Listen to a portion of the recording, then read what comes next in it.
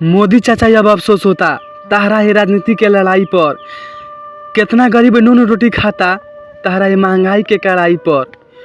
अहिला राजनीति में तो नया नया आस रहे, होई सपना पूरा, होई विकास, इहे मन में आस रहे।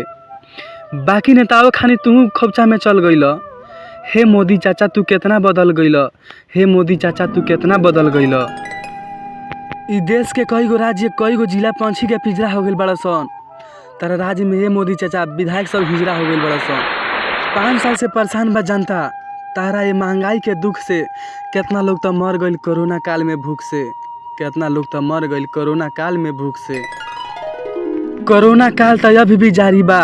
तू ही बता दे ये मोदी चाचा कितना लोग के भूख से भी मारे के तैयारी बा, कितना लोग के भूख से भी मारे के तैयारी बा। महंगाई इतना बा ये मोदी चाचा, डीजल पेट्रोल मिट्टी के तेल में सास पतो ननद के रिश्ता हो गईल बा। दहेजो मिलल गाड़ी भी अब किस्ता हो गईल बा।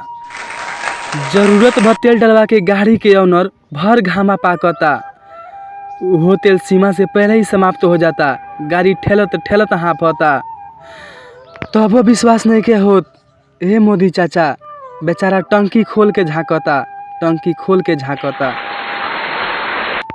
मोदी चाचा अब राहत नहीं खे, महंगाई के भीड़ अब सहात नहीं खे।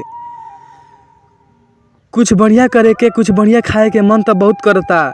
महंगाई इतना बाकी कुछ कई जात नहीं खे, कुछ खाई जात नहीं खे। लोग घूसखोर और चोर भइल जाता महंगाई के रेट से। उहो बेचारा का करो, मजबूर बा पेट से, मजबूर बा पेट से। मोदी जी गुहार सुना, जनता के पुकार सुना, कुछ कम कर महंगाई के रेट में, ना तो किसान आत्महत्या करत नजर आई खेत में, किसान आत्महत्या करत नजर आई खेत में।